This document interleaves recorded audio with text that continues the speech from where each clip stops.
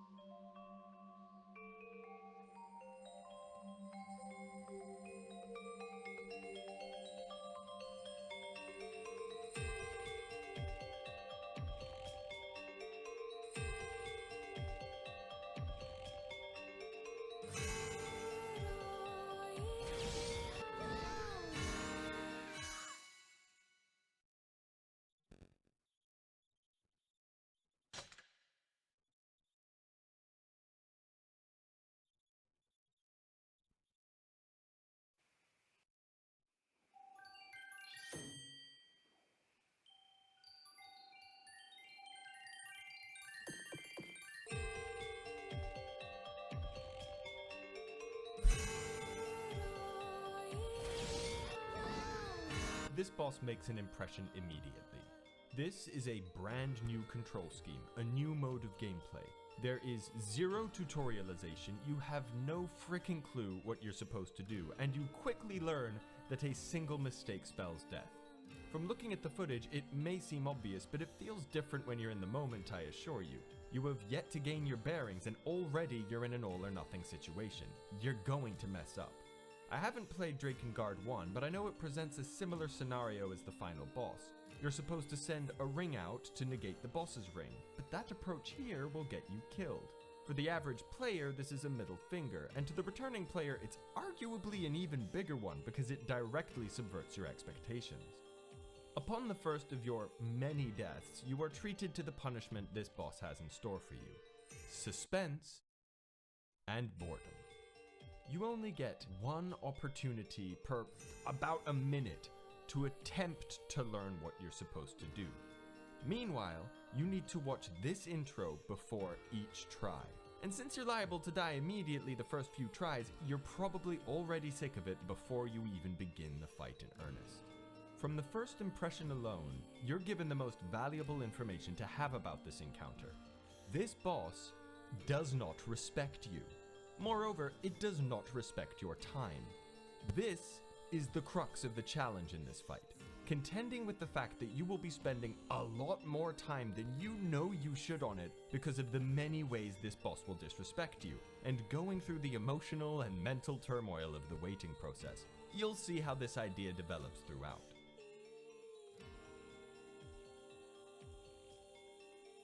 So, you finally figured out the controls and what to do.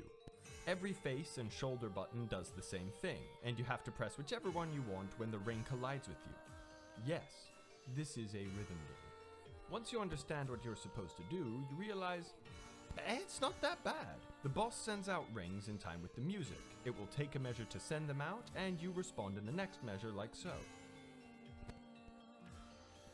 The music is in 4/4, thank God, so each measure is as clearly defined and intuitive to read as you could want.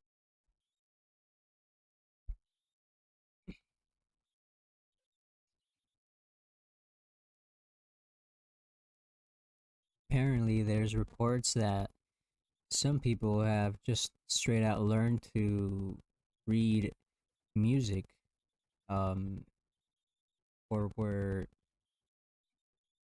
uh got very well acquainted with music through this game. The tempo is andante, which is Italian for mid-AF, so it's very easy to keep up with. And finally, the rhythms this boss sends out aren't very complex or hard to read. A lot come on the downbeat, and none will have you tapping particularly quickly. As far as rhythm games go, this is as easy as it gets. However, you will die if you miss a single beat. The expectation is low, but the stakes are high. Before we move on, let's talk about the fact that this rhythm game is here at all. This is another example of the boss disrespecting you. Yes, you spent 30 hours learning the mechanics of this game, earning the strongest weapons, blah blah, whatever. None of that matters. You're playing this game now. This is blatantly unfair. If you've got some sense of rhythm, you're at an advantage. If not, you're at a disadvantage, and this distinction is completely arbitrary. There have been no rhythmic elements to this game at all thus far, nothing to give you the impression that the mechanics inherently favor the rhythmically talented, yet here you are at the end, and the way is being blocked by something you couldn't have prepared for. And that's to say nothing of deaf people, which is fine because they can't hear me anyway. I don't think the game is necessarily wrong for doing this. The thesis of this boss is lol fuck you, and this choice certainly works to achieve that, but the devs have chosen to definitively alienate some of its would-be fans to do this, and any negative feedback as a result is completely warranted. But let's get back to the fight. So here you are, flying around, listening to this beautiful music, seriously, Keiichi Okabe is a god, watching this odd interpretive dance and hitting the clearly telegraphed beats in response to the boss. It's not hard, it's quite peaceful, and you might be lulled into a sense of security. This serenity lasts for about a minute until...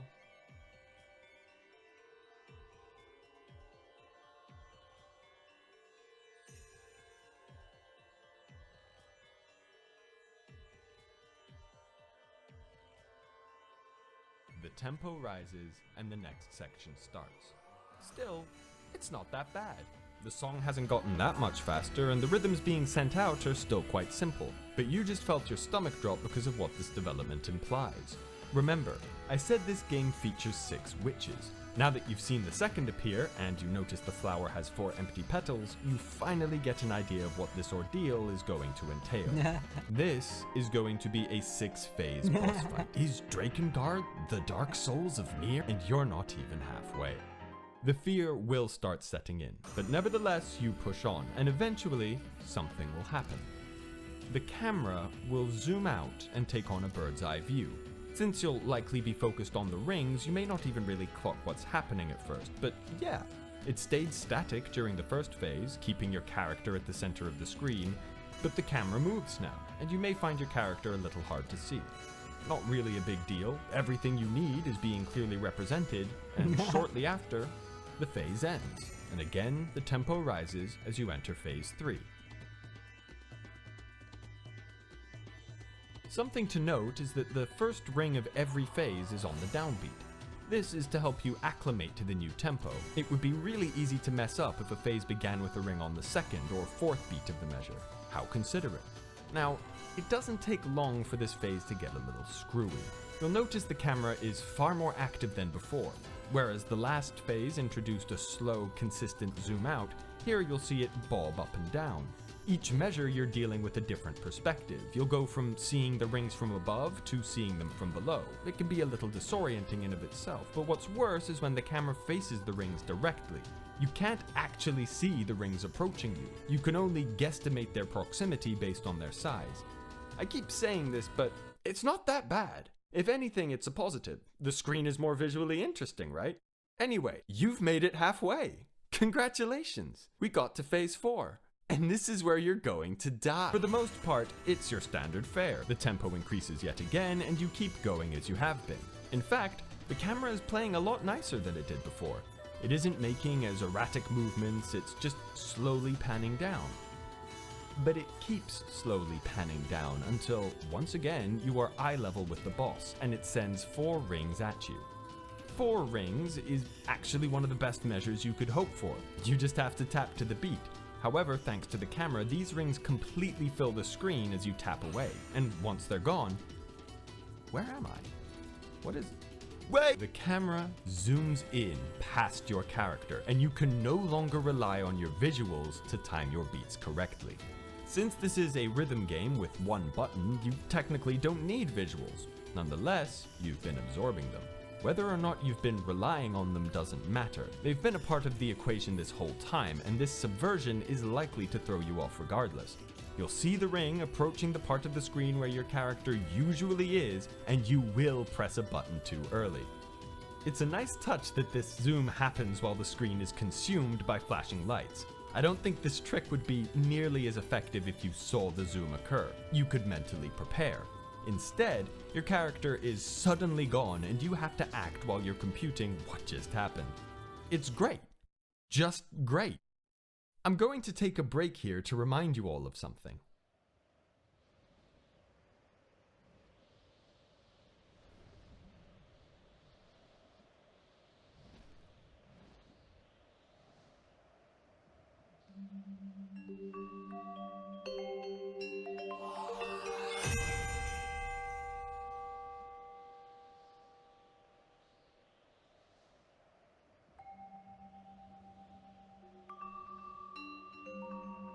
It's painful to restart.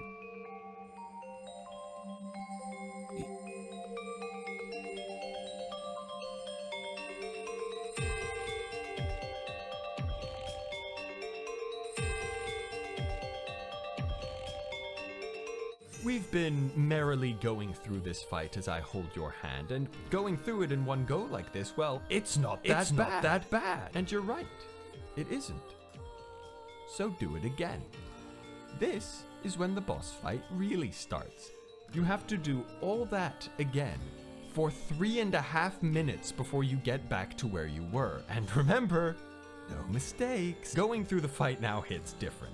You know that the boss is going to pull a cheap shot. You know that it killed you, and you have to wait in anticipation for that moment playing this basic-ass rhythm game. The nerves will start to build, and you're more liable to mess up where you wouldn't have before, but that's nothing compared to when you get to the part that killed you. The suspense can easily get to you and cause you to mistime your clicks. Either you're too eager or too...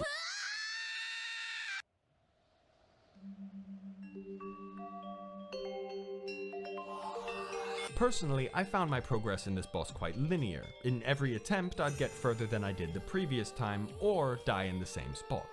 This is when I first started dying in the same spot. I died 4 or 5 times before I got the hang of dealing with your character going off screen. That means I've played the first phases of this fight 9 times. This is getting close to half an hour. You realize I'm sat here, controller in one hand, eyes glazed over, pressing a single button to an easy rhythm game I just played. You realize that this boss demands your full attention, right? It's not demanding, but you can't listen to a podcast, you can't watch something on the side, you can't check your phone, you can't risk dying.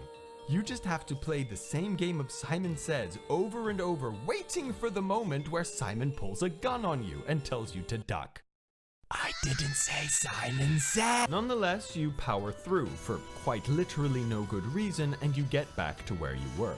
You'll notice that while the camera's moving, the boss will send out very basic rhythms on the downbeat to offset the disorientation. That's quite nice. Once the camera comes to a stop though, the rhythms get a little trickier, asking you to respond on the upbeat instead. However, once you get that first note, you might notice the ring disappearing in the distance. Yeah, although you aren't on screen, you can still approximate when you're supposed to hit the notes based solely on this, so in some sense, you do have visual feedback, and that might be enough to... On to phase 5. The tempo is significantly faster than when we started now. It used to be andante, but now you could describe it as allegro, or yeah, this is pretty fucking fast now. Not only that, but the rhythms have finally gotten more complex. Up until this point, all the rings were quarter notes. They would all come on the beats of the measure. Now we get eighth notes mixed in. This is the first phase I could see people getting stuck on because of the rhythms alone. In the context of rhythm games as a whole, it's still nothing crazy, but I should remind you that this isn't a rhythm game! The camera plays nice here for the most part, until the end when we're tossed into this fresh hell. As the boss is sending out its most complex rhythms yet, the camera pulls away to focus on you now. Well, aren't you handsome? The boss is no longer on screen. Again, you've lost visual feedback. You might think this is preferable to not seeing yourself. At least you can see the rings hit you. You can see when you're supposed to press the button, but no. The visuals do not give you enough time to react. You will see when you're supposed to hit the button, but if you're not already hitting it, it will be too late. Let's look at some of the rhythms this boss sends at you whilst the camera is fucking with you. A 1-2-4. This rhythm is designed to exploit your disadvantage. That fucking rest is there to hurt you. Remember, as soon as the fourth beat of the measure plays, you have to react, but you were probably listening to the last ring and may have forgotten how soon you were meant to hit the first because you can't see it! If you could see this coming, this wouldn't throw you off. This wouldn't be hard at all. But that's not the game we're playing. We're playing this.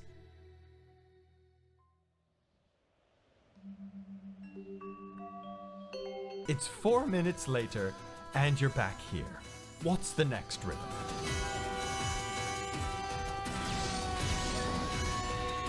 The most complex rhythm in the fight so far.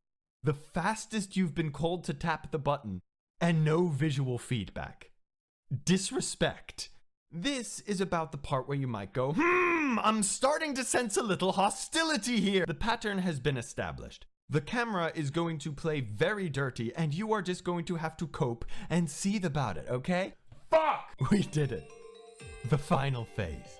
The tempo is al dente, or kinda raw. We start off with a 4 to the floor to get you acclimated and immediately get weird with some 8th notes. This will continue. We're getting a lot more notes on the offbeat now, and of course, the camera starts pulling towards you again. No, it's pulling towards the No, it's... Really? Stop it! Now, you might start laughing. I know the bullshit should have been smelt as soon as the camera started messing with you, but part of you held out hope. There was plausible deniability. This is an art piece. The camera angles are part of the presentation. It looked cool to zoom into the boss like that, right? It looked less cool when it zoomed on you, but you could see how someone could have maybe thought that could be cool. You could have been holding out hope until now that the puppet master pulling the strings, or holding the camera, has been acting in good faith. Misguidedly, but well-intended nonetheless. This puts those stupid notions to rest. You were in denial. Look at this. The cameraman is not concerned with getting interesting shots. He isn't focused on exploring the piece artistically. He's trying to shake away a wasp. He is having a seizure. No, to be perfectly honest with you, he is laughing his ass off watching you sweat. Oh, nothing interesting to see here. Let's just look at the fucking sky. That cloud looks like a loser. And you restart. We've gotten to the point where each time I play that cutscene, it means 5 minutes have passed.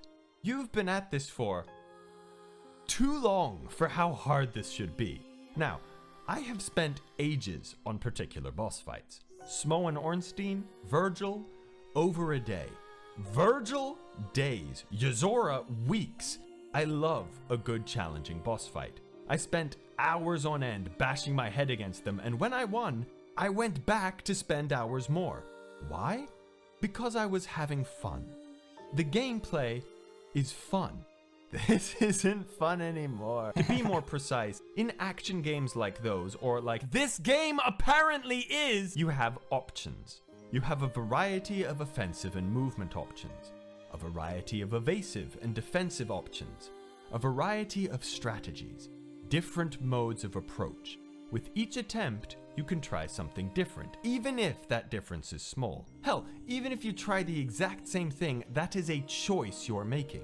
What character action players find satisfaction in is having a great deal of input over their character's actions. Here, you have no options. The fight is binary. Either you recite the words exactly as written, or you die trying. Since you are required to be perfect at all times to progress, there is no satisfaction to be had in replaying earlier segments. You already performed the best you possibly could. So going through them again and again and again, well, it can get a wee bit maddening if you ask me. Again, the inputs being asked of you are incredibly basic, but you still need to pay full attention to respond properly. You can't risk messing up. This format was specifically designed to make you suffer. I was in denial.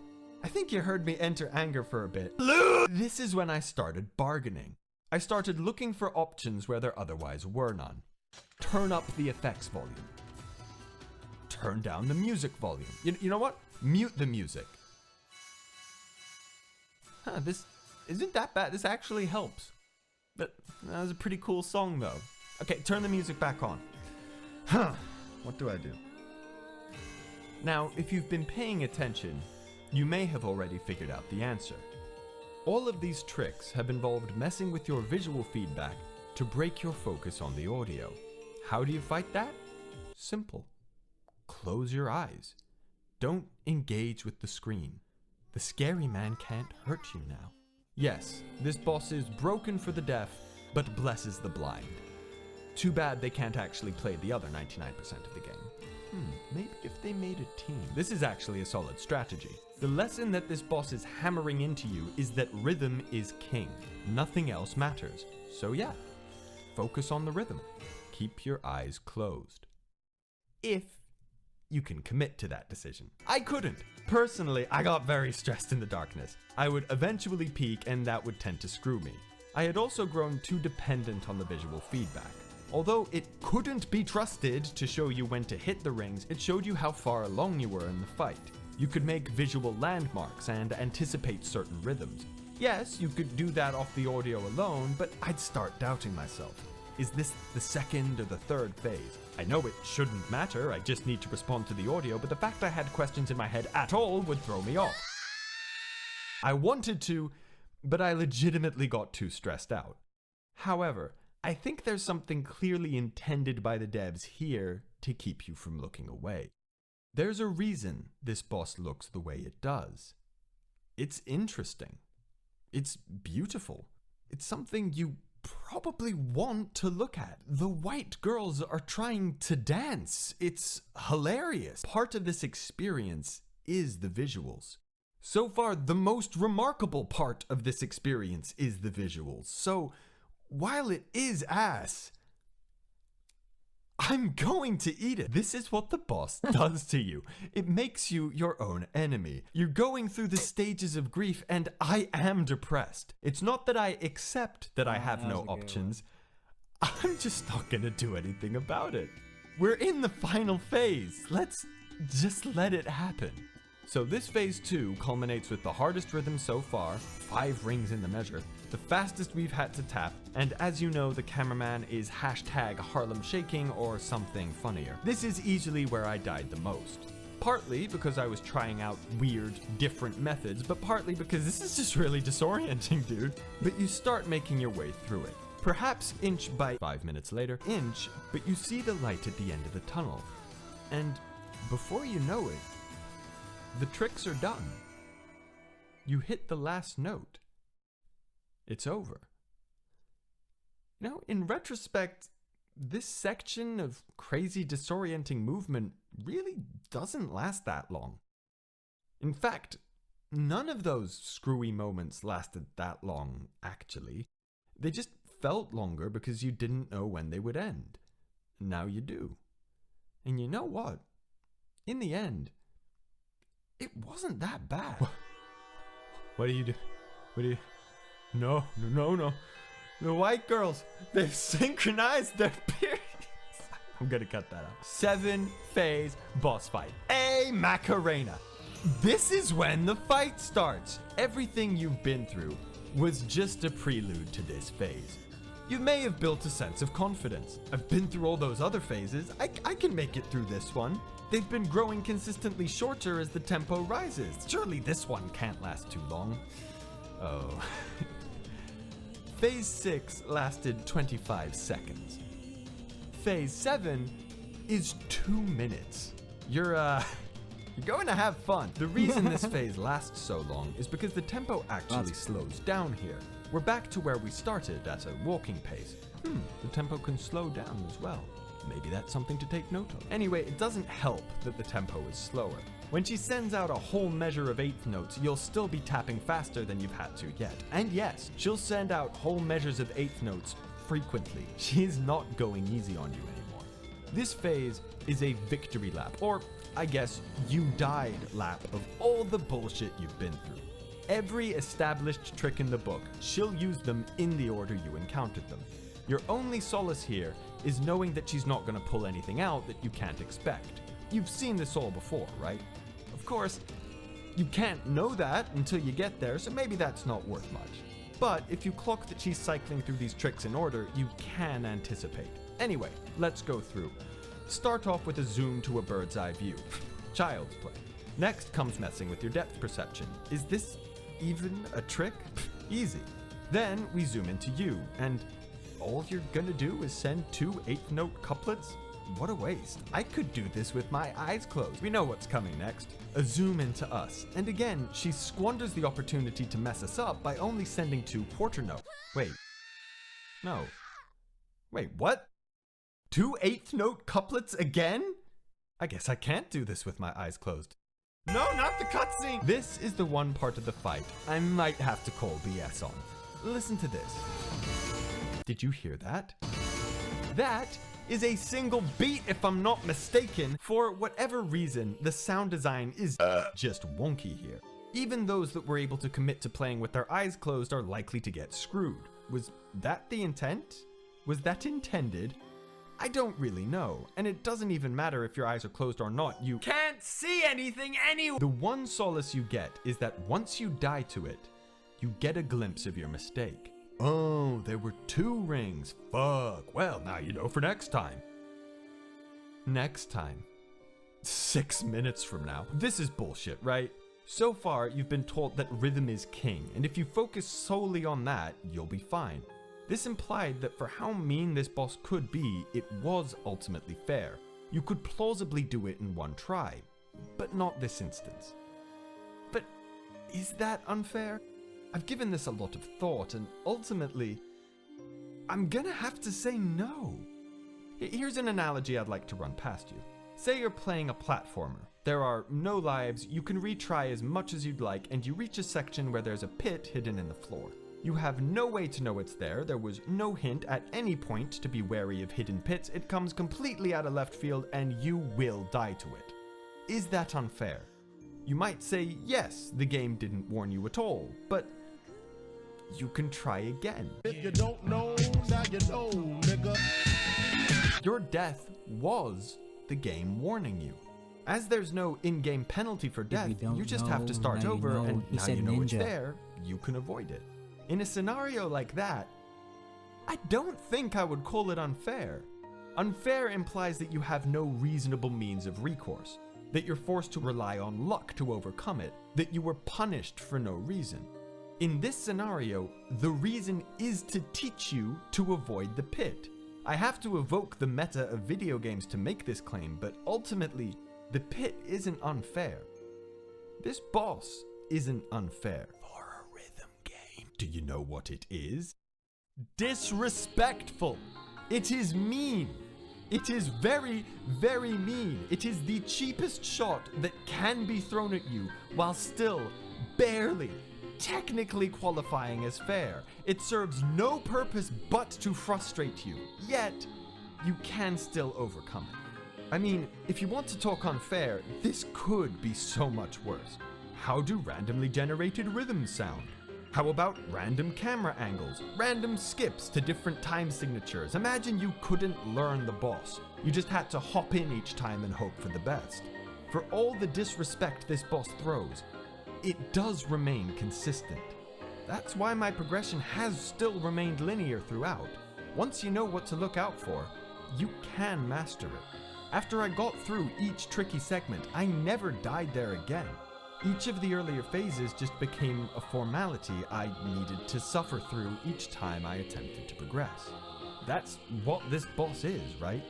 The only thing that really irks me about this trick is the fact that it doesn't feel intentional. It feels like an error in sound design, but you know what? Man, making your way back through these earlier phases does hit different now that you know there's more to the fight. I was so much more nervous. I didn't mess up, but I was so much more frightened that I would. Your heart is given a whole 6 minutes to start pumping harder and harder until you're back where you were. I died a lot during this phase. 6 or 7 times maybe, around 40 minutes of game time. Thanks to nerves and maybe just sheer length, this is the one part of the fight where I started floundering a bit and dying where I don't think I normally would. My emotions were getting to me at this point. I was the only variable standing in my way, but I'd eventually get back to where I was. So, zoom into her, easy. Zoom into me, ha, I got them, you dumb bitch! And what comes next? Ah yes, flailing about wildly. And the rhythms do not go easy on you. I'd say this is the single hardest rhythm to respond to, but it's followed by a measure of 8th notes which can be seen as a blessing for keeping you in tempo. Still died to it from a misclick though. Oh well. But you might think, what comes after this? This was the last trick that was introduced, right? And sure enough, once you finally get through this part, the screen starts fading to black. You're at the end. But that wasn't the last trick that was introduced. Technically, the last trick that was introduced was the notion that the tempo could drop as well as rise, and that idea is developed here. The song starts slowing down as it reaches the end. You have to respond to the beats it sends while accounting for the deacceleration. The rhythms are basic as can be, but that can make it sting even more to lose here. This is also incredibly mean. You have performed perfectly for 6.5 minutes, and the end is finally in sight. You are so antsy to get this finished, and the boss is asking you to wait, to take it slow. Deep breaths. Your heart is beating through your eyeballs at this point, but you have to keep your cool. And you do. From denial to anger to bargaining to depression, I think you finally reach acceptance. Even as the screen goes completely black and it sends out one more cheeky note, you're ready. You've got it. And the notes stop coming. The outro plays. And the song finally comes to an end.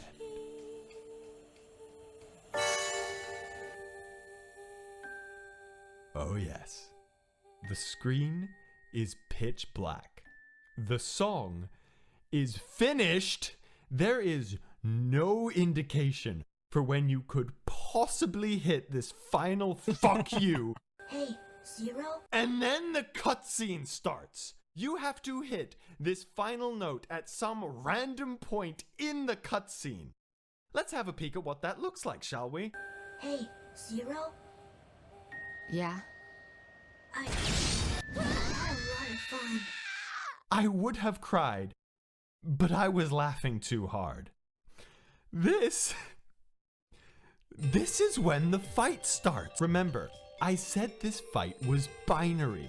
It doesn't matter that you did all of that perfectly unless you hit this final note.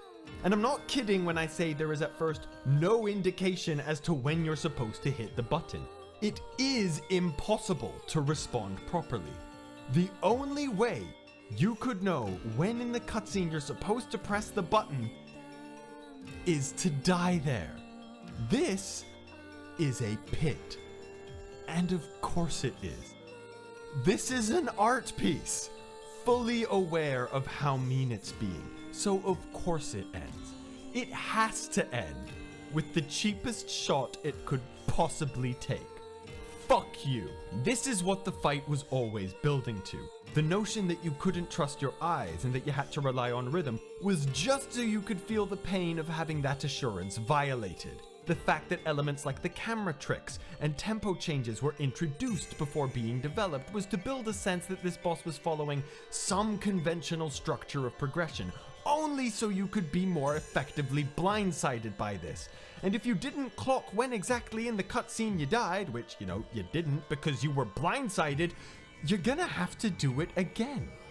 You're going to have to go through the entire fight again, knowing you're going to die at the end, so you can hopefully learn to do it right next time. The fight doesn't matter. It is a 7-minute formality to earn you an opportunity to learn when to hit this final beat. I'll be honest, as soon as I realized that this is what the boss was asking of me, I just cheated. I understood what the boss was doing, I appreciated the artistry, I had a good laugh. Fuck off! Cord, I want it to be done. And it's so long. It is funny. It just... it's so sad and demoralized. It's fine. Why did they do this? Why did anybody do this? Pray for me, man. I'm not doing that. I'm absolutely a masochist, but I'm not stupid. I looked up a video to see when in the cutscene I was supposed to press the button. I just expedited the learning process. I still had to do the damn thing. I earned this victory. It's like the start of the second voice I did line. it, Cord. I did it. I am based. I'm so based, Cord. I did it. And finally, for realsies this time, the screen fades to black. The song comes to an end. The boss sends out its final fuck you. You press that button, and...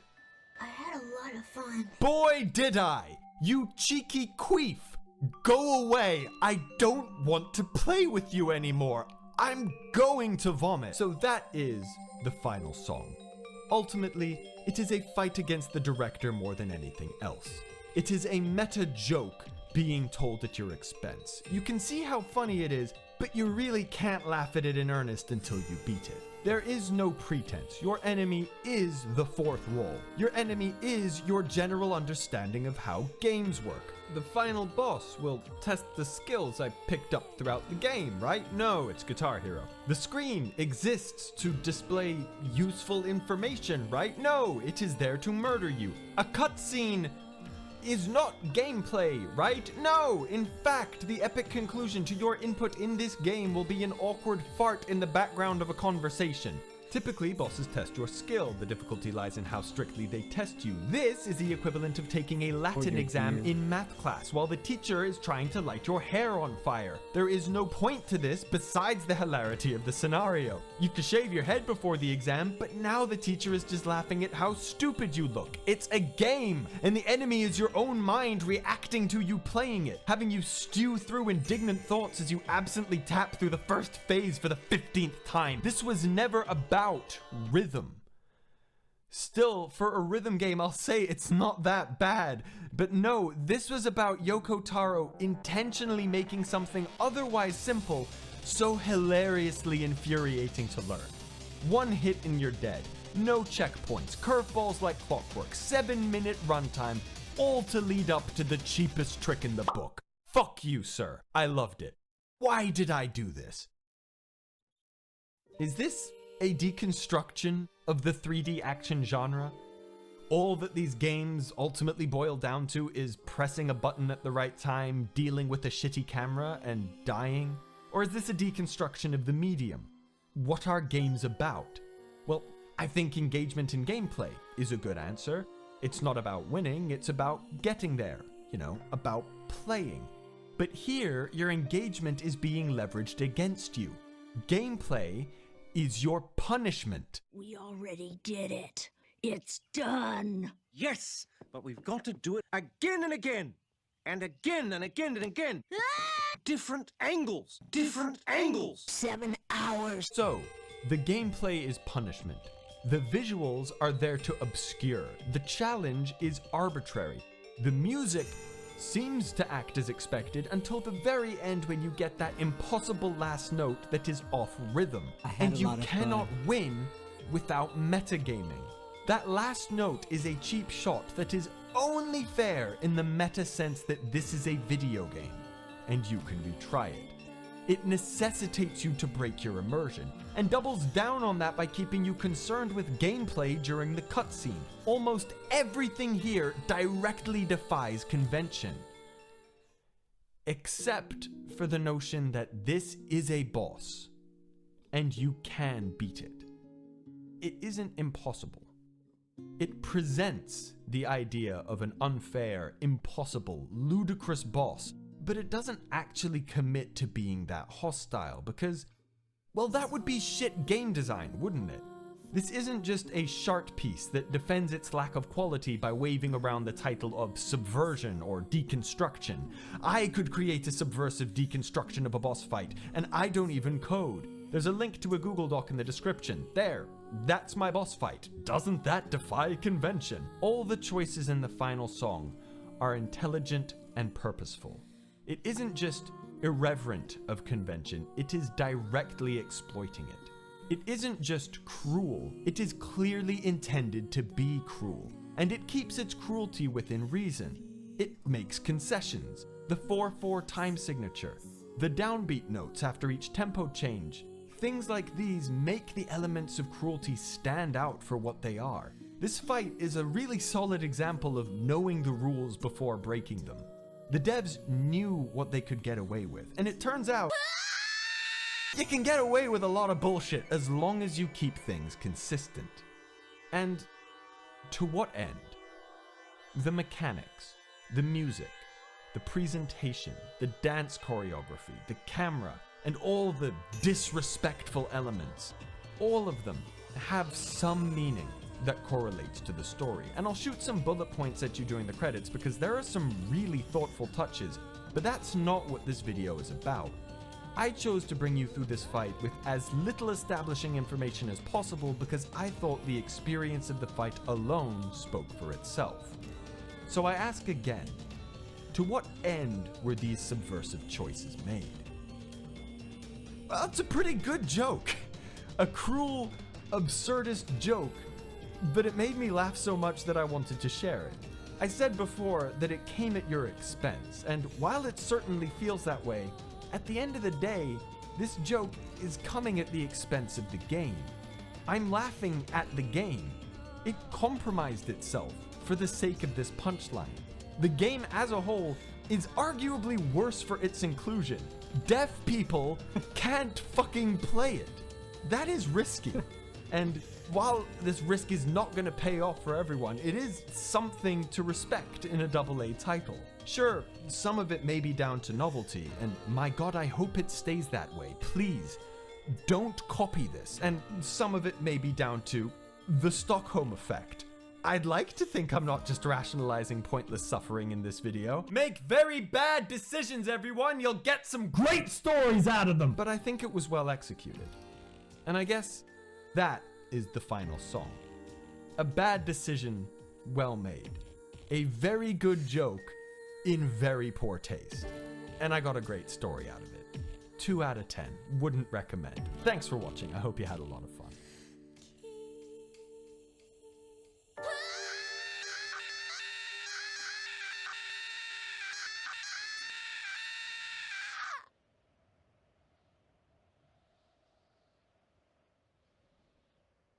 So here are the bullet points. I'll be talking as if you know the story. That's why this is in the credits. It's not canon.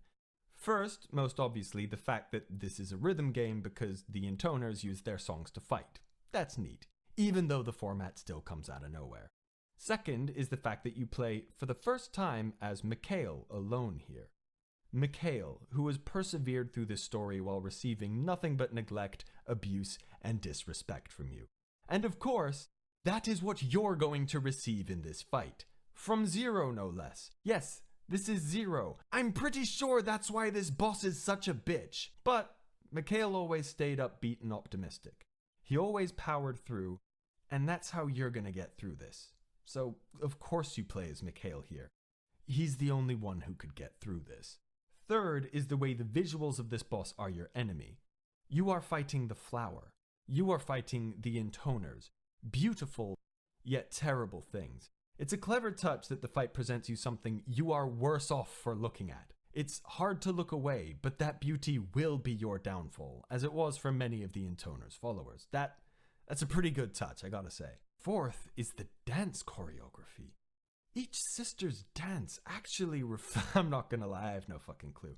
I don't do dance, but this guy's comment on that guy's video says some stuff. He seems to think there's meaning there, and like from a glance that checks out, so you know.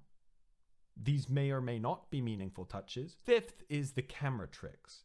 Each sister has a unique camera trick in their phase, and even these reflect their character in some way.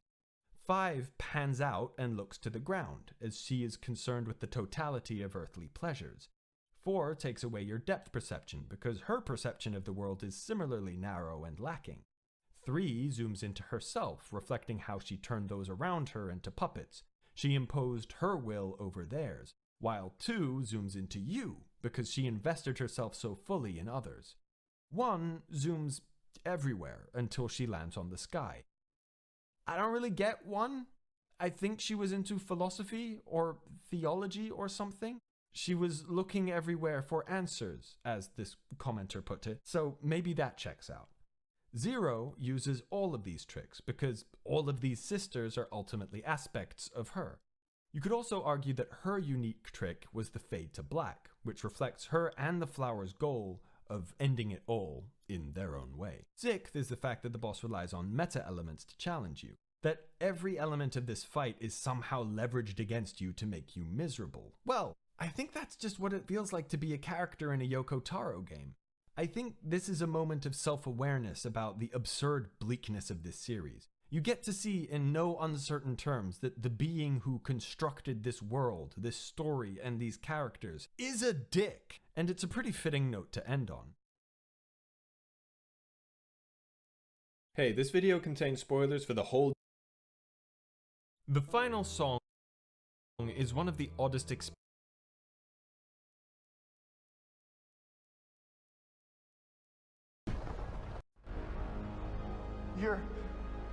You are? Yeah. I'm man.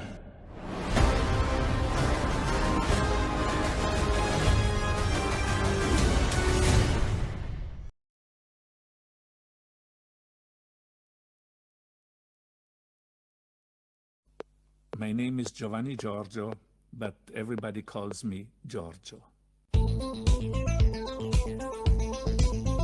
Points at it. And it says, come here. And it comes.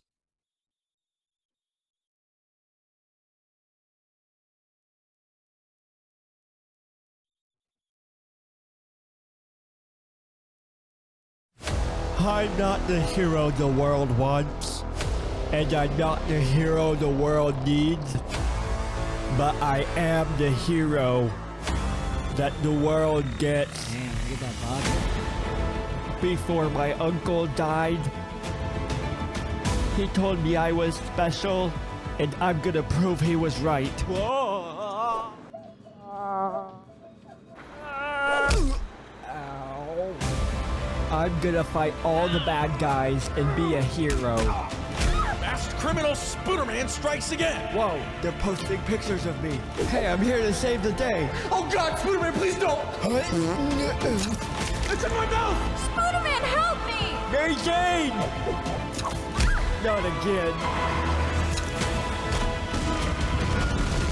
Maybe I'm not cut out for this. Spider-Man. Who are you? I'm Venom.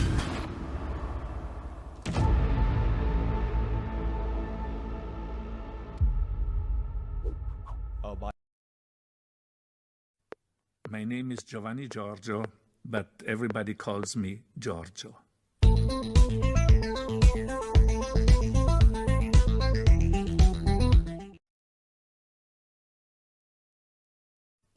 My name is Giovanni Giorgio, but everybody calls me Giorgio.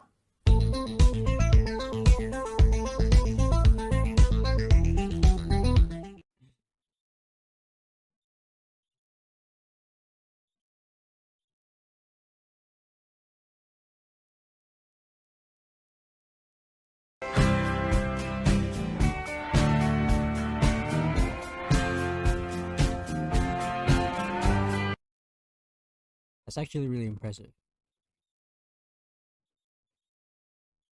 Shark goes in for the bite, grabs the top and the bottom, and get rotated with it.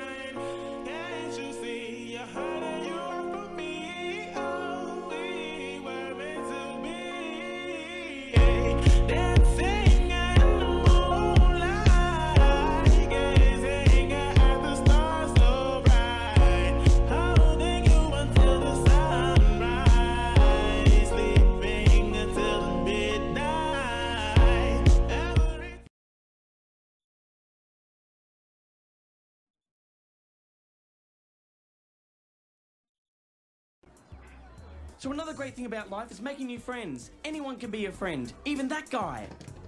Hello there, I'm Pim. Would you like to be our friend? Whoa! What the f, dude? Don't touch me! Oh, no, I'm sorry.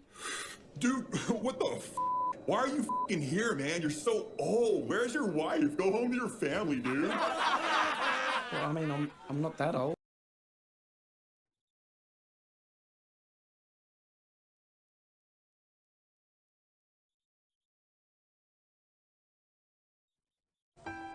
From the makers of one of the most successful dramas in recent history comes the follow-up series, The Slap, Part 2. You know what? They'd already started repairs, so we couldn't even take it anywhere else. Yeah, shit the way they do that. Tell me about it. 2.5 grand later, and then... Hey, what's going on? It's mine, Daddy. Noah keeps taking away from me. Noah, give it back. No. Noah, give it back. No! I said give it back now. Noah! Larry, what the hell are you doing? Larry! Larry, you can't just... Oh. Larry! Oh, are you all right? How did... Larry!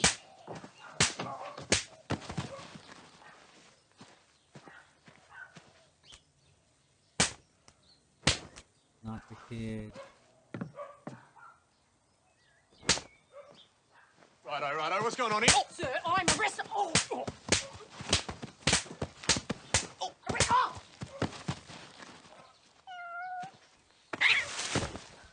The Slap, Part 2, coming soon to Foxtel. Ow! What the...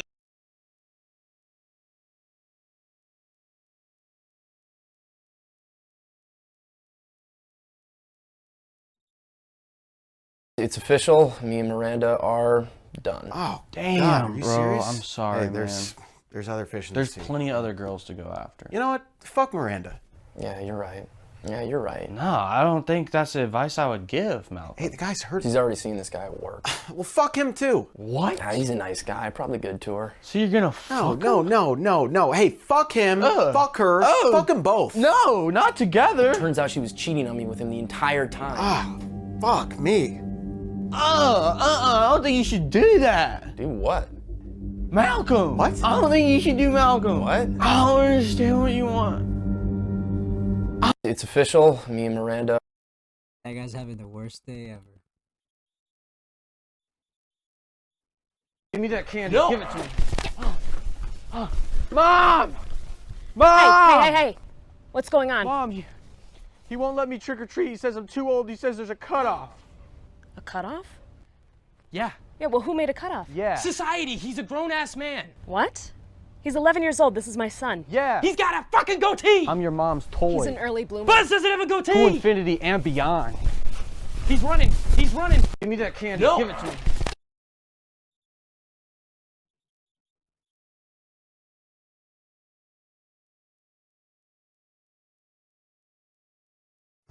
Are you a Santa household? I'm sorry? Does Santa come down your chimney every fucking year? Yeah, you know, yeah. Okay, great. Sign this. What is this? Basically, Santa has your consent to come down your chimney this year. You're not going to sue. Any and every cookie that's laid out is eligible for consumption. Yada, yada, yada. Ho, ho, ho. Whoa. I'm not signing this. Oh, I'm sorry. I just thought you said you were a fucking Santa What the household. fuck? So I'll get the fuck out of here. Who the fuck are you, man? I'm Santa's assistant, man. This year we're doing consent forms. Get with it. What, are you an elf? I'm not a fucking elf. Do I have the pointy fucking I mean, ears? all of Santa's helpers are typically elves. I'm not Santa's helper. I'm his assistant. You don't even look. You're not even trying. That's pretty elfish. What? It's pretty elfish. What? To assume I need to dress like an elf, the hat, it's cultural appropriation. No, it's not. Do you want Santa canceled? What? Sorry, Sally, your dad's a fucker. Your dad's a fucker, Sally. How do you know my kids' names? Because I work for fucking... Look, man, you want Santa coming down your tight little chimney? Hey. Yes. Then sign the fucking form. Look, this is a really intimidating contract. It's basic language. It just covers all the bases. What's this hat section We're thing? being inclusive because, you know, you can have the red hat. Some people don't like the red hat because, you know. No, I don't. No. What? It's inclusion, okay? You can choose the hat this year. You got the green hat, the rainbow hat. You get to pick the hat. Isn't that pretty tedious for Santa? Bingo! And guess who has to... Look, that's cancel culture for you, all right? You want Santa coming down your chimney? You want Santa coming down your chimney this year? Whatever that was, didn't like it. Then just sign the fucking thing. But I need to take a serious look at this. Please, just sign the fucking thing. I have so many houses. You can't just drop this on us on Christmas Eve. Basic language, dude. Basic contract language, dude. Fine. Those are your divorce papers. You've been served. Have a nice holiday. I knew it. Fuck.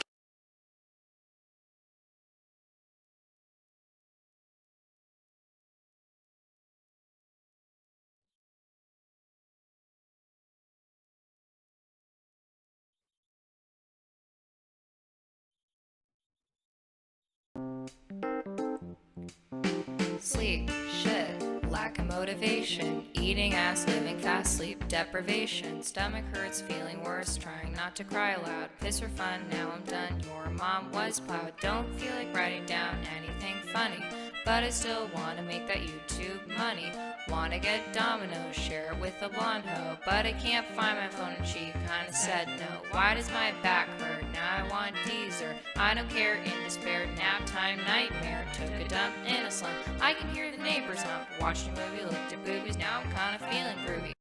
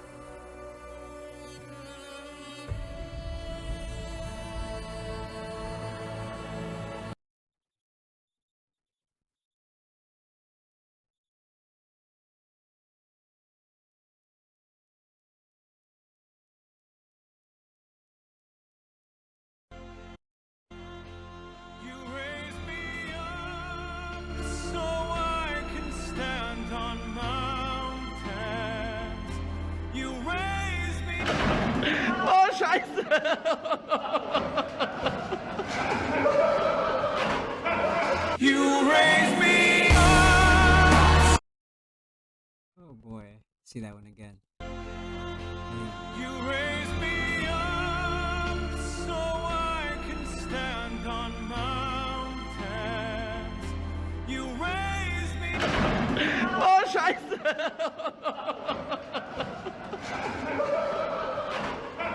You raise me up.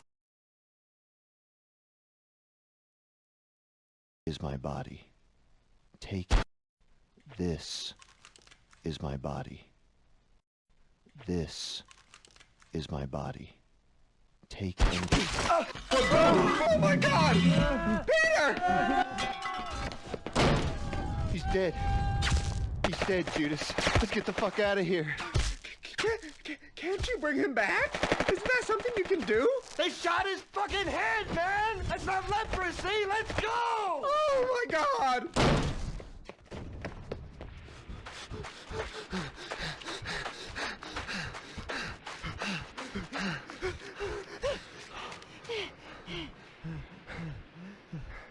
Good old Jesus.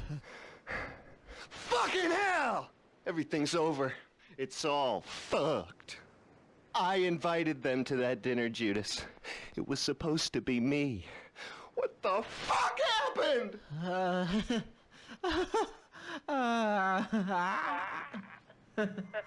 I don't know, but maybe... You don't know? Face it. The prophecies were wrong. Someone ratted us out. No way, man. It was a setup! It can't have been. Like, how can you be sure? Faith, right? Faith? Fuck faith. We gotta get out of here before they whack us, too. We need a clear confirmation, Judas. Oh, God.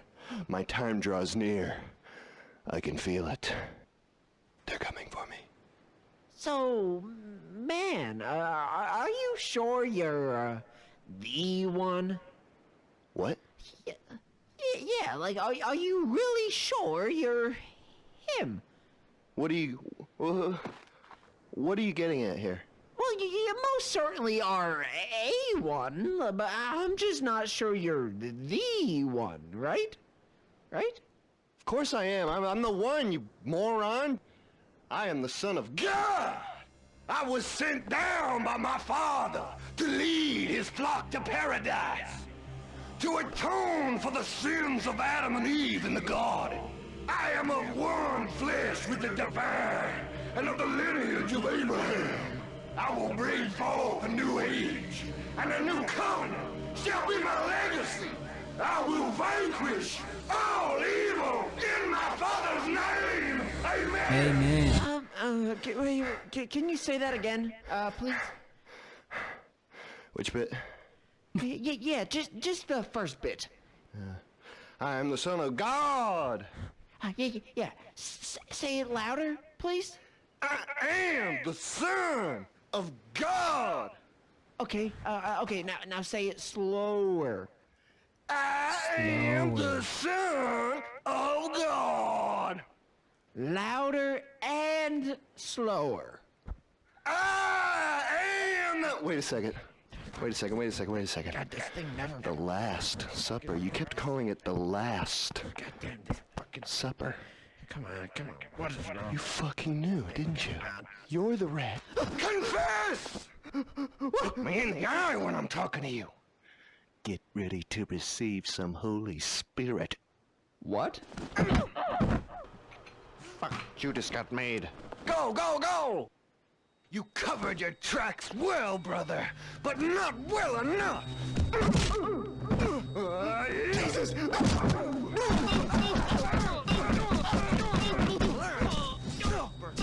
So obvious!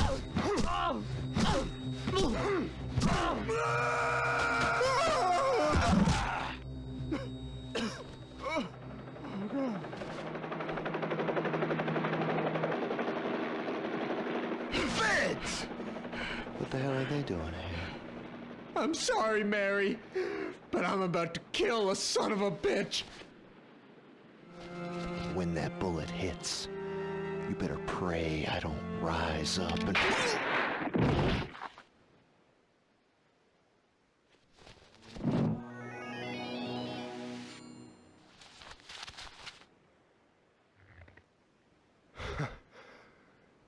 Did you forget the part of the prophecy where you kill yourself? You'd better hope for a miracle if I ever see you again! Get him! Somebody stop that fuck! Boys, get him! Get him, boys! Jesus, help me find my proper place. Jesus, help me find my proper place. Help me in my weakness, 'cause I'm falling out of grace.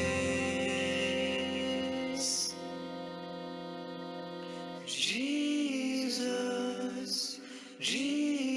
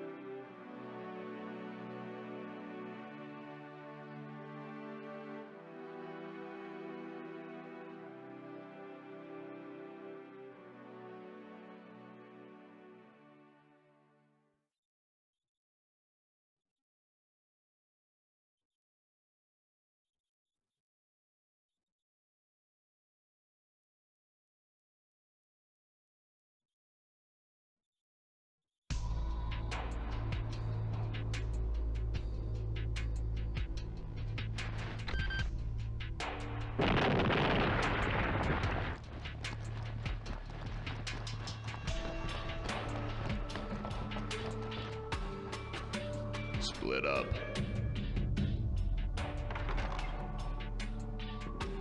Hey, ex-boy, I am the Son of God. That's a great video.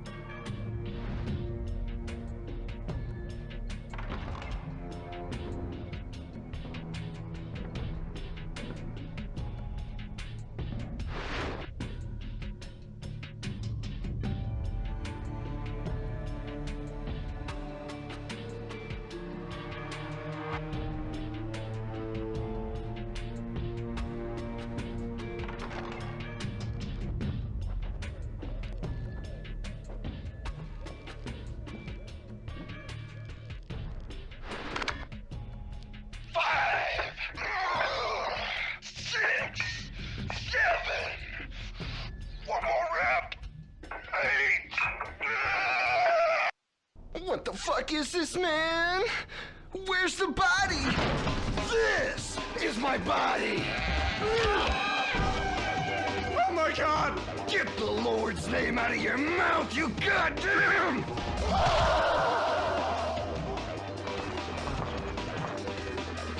Jesus Christ! Yeah? You're supposed to be dead! I think you mean bread. What? Engage the target! My hands must be a temple, because these fists are open for business!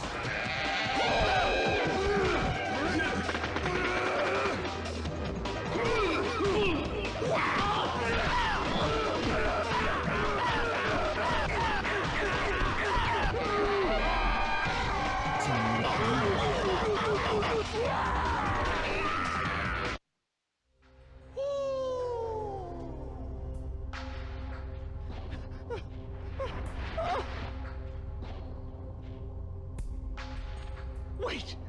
Jesus, wait! We were following orders! They told us you were dead! Who talked?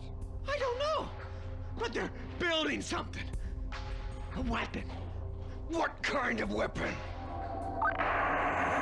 What's your status? Did you recover the body?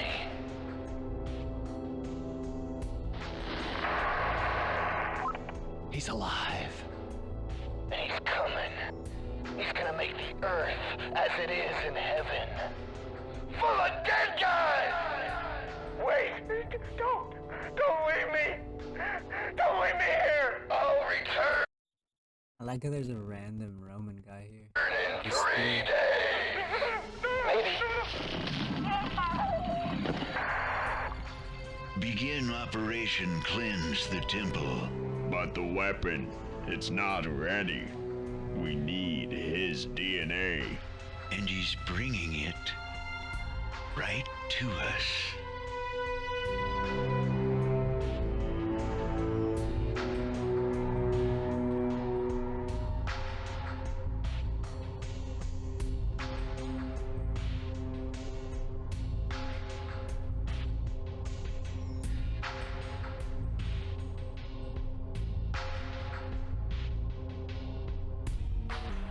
You are all my children whom I love, and in my eyes you are all created equal.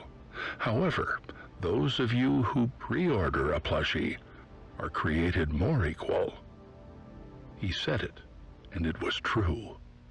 Though be warned, those youths who eat of the plushie, for its insides contain pieces that are hazardous and may cause choking. Also be warned, those who allow the plushie to come into contact with the flames of hell, for they shall be burned by the fires of its flammable exterior. And be warned, those who are weak of heart and meek in constitution, for the plushie is of the divine, and may cause excessive amounts of hysteria.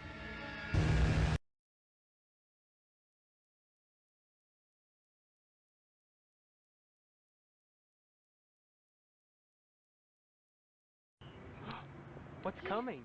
A train. Are we gonna ride the train? Yeah.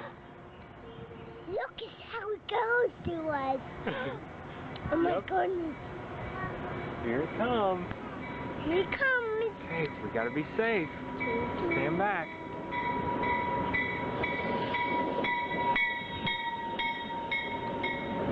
Whoa.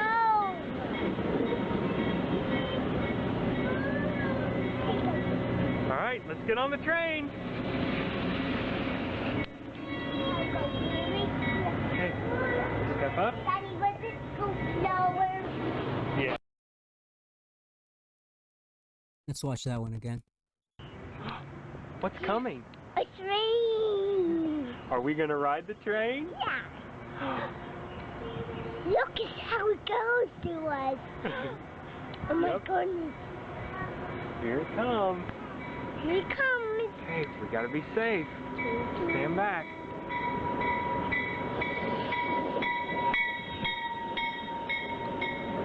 Whoa.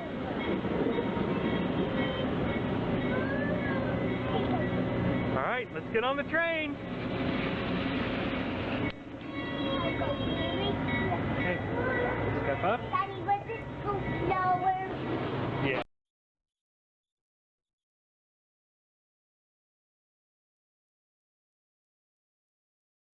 I like that video. I think it shows.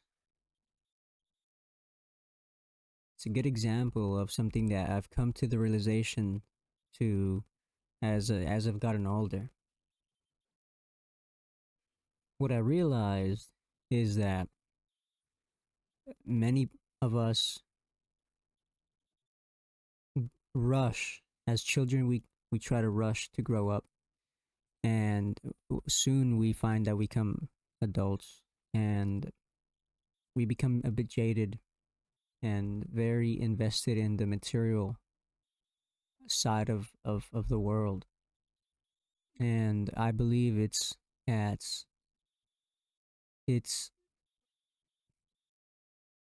even Jesus says it, to be born again.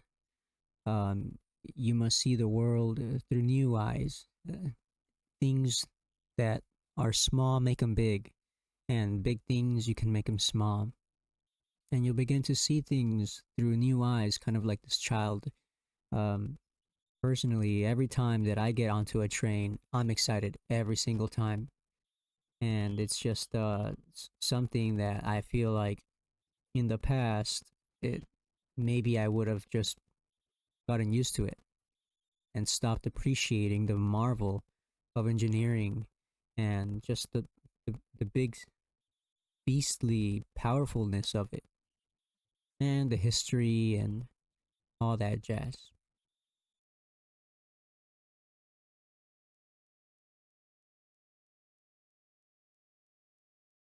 Here we go. Enjoying life. Hell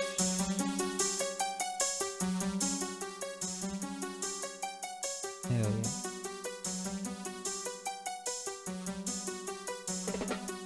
I smoke weed and ignite the fire. I smoke. Shit. Gotta change that camera.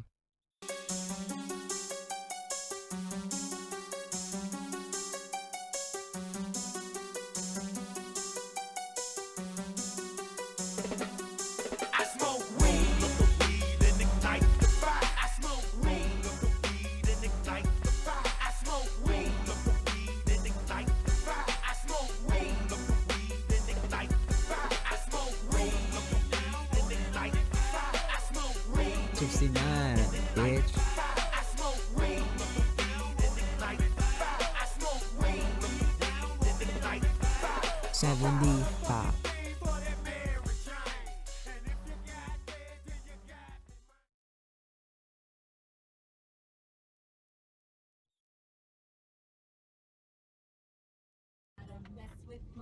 Don't keep sweating what I do, cause I'm gonna be just fine. Check it out. If I wanna take a guy home with me tonight, it's none of your business. And if she wanna be a freak and selling on the weekend, it's none of your business. Now you should be getting into who I'm giving skins to. It's none of your business. So don't try to change my mind. I'll tell you one more time. It's none of your business. Now who do you think you are?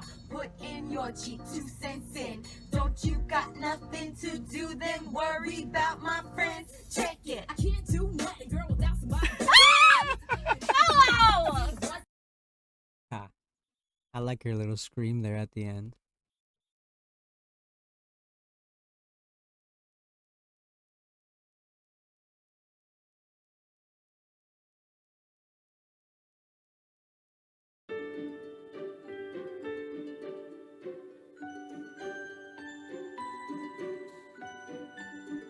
Everyone is born. $5,000? I'm not paying it. What are they gonna do? Repossess the kid? Never have I heard a truth more truthful. Everyone is born.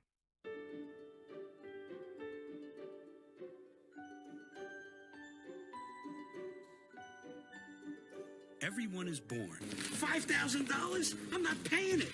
What are they gonna do? Repossess the kid?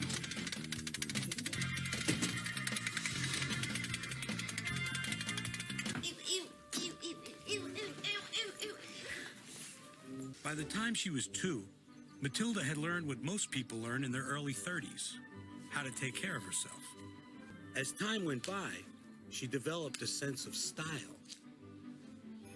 Matilda was left alone. That was how she liked it. A book? What do you want a book for? To read.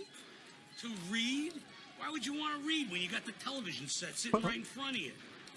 Yo, I know this man. There's nothing you can get from a book that you can't get from a television faster.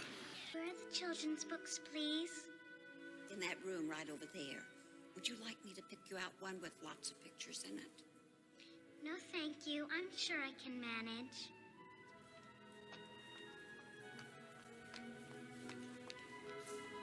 So Matilda's strong young mind continued to grow, nurtured by the voices of all those authors who had sent their books out into the world, like ships onto the sea.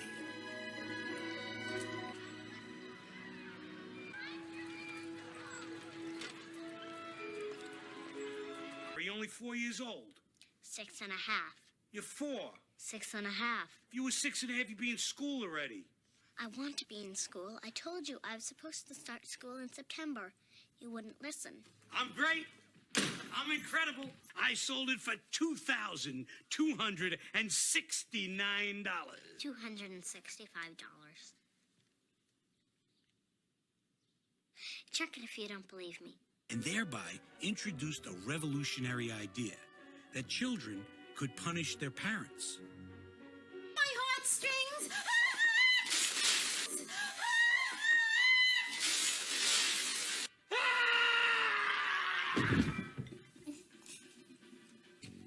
917. Suspect exits domicile. I've got 918. 917 is man. correct. Daddy, you're a crook. What? Listen, you little wiseacre. I'm smart, you're dumb. I'm big, you're little. I'm right, you're wrong. And there's nothing you can do about it. Phew. Yeah, I like that joint.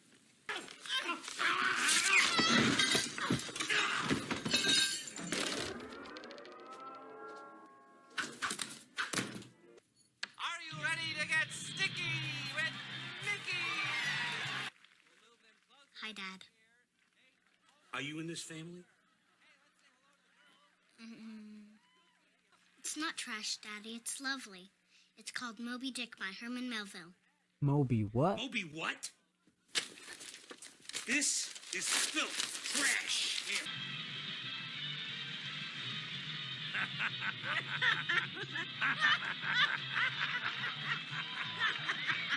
A Clockwork Orange.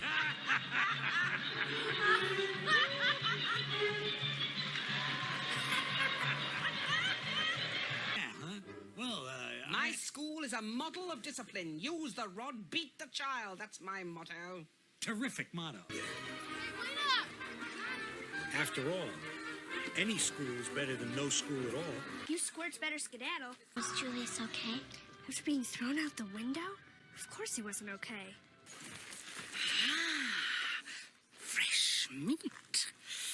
What are those? You'll chop those off before school tomorrow, or I will come around. But! But! Did you say but? Hammer throw. What? Definitely. I'll give you but. But her life was not as simple and beautiful as it seemed. Miss Honey had a deep, dark secret. Though it caused her great pain, she did not let it interfere. 1927. Beg your pardon? I think that's the answer. 13 times 379. 4927.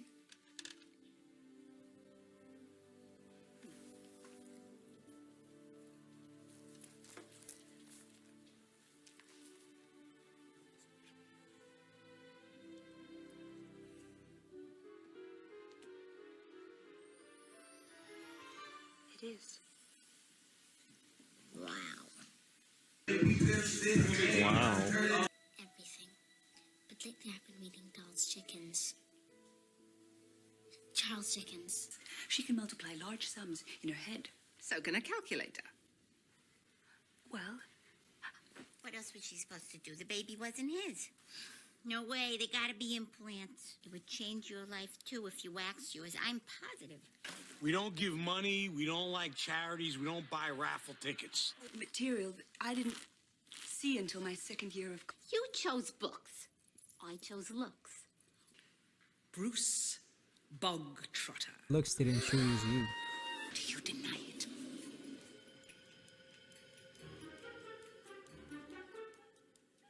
Confess. Huh? Cookie!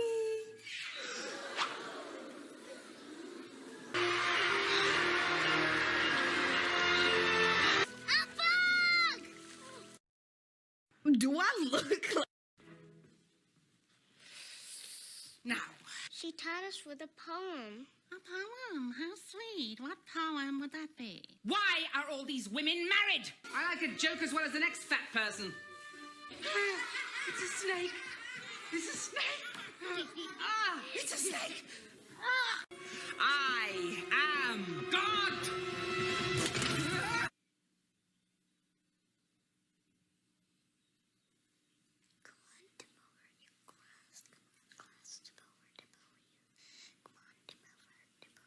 How did her father die? The police decided he'd killed himself. Why would he do such a thing? No one knows. This lovely rhubarb farmer for just $50 a month. That's such a good joke. I forgot when this movie came out. How did her father die? The police decided he'd killed himself. Why would he do such a thing? No one knows. No This one lovely knows. rhubarb farmer for just $50 a month. No. Yes.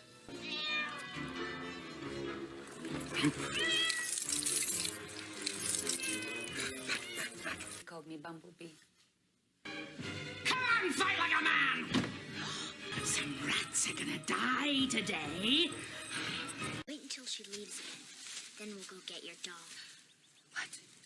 Just kidding. So he came home with $2,000 cash, and he threw it up in the air, and we both just swam in it. Starved. Hi, Harry. Who are you? What is this, a hot tub party? Get the hell out of here. I slave all day, I come home, you're entertaining a couple of surfer dude bodybuilders. Pretty one, I'm watching you go. So you better not touch that.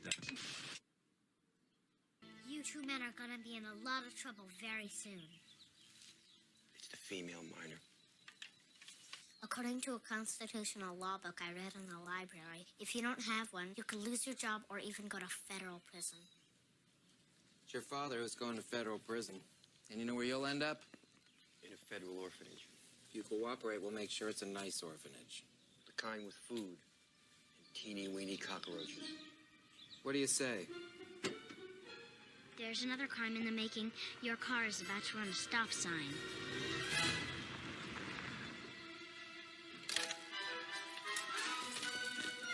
Hey, Dipface, where are you going? Out. I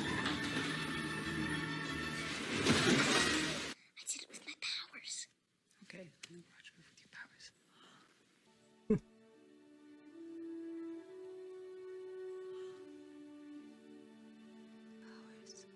Mm-hmm. No more Miss Nice Girl.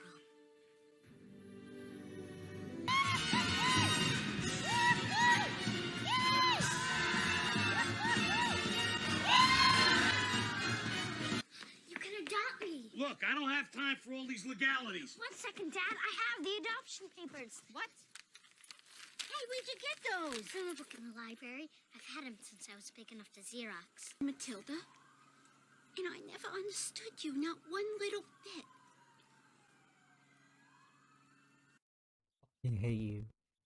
So she was saying.